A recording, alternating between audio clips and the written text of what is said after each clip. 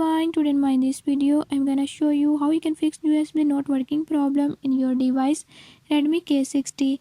In this device Redmi K60, I'll tell you how you can fix it. Before I start, if you are new to my channel, don't forget to subscribe and press bell icon. Watch complete video and learn how you can do it. Let's watch.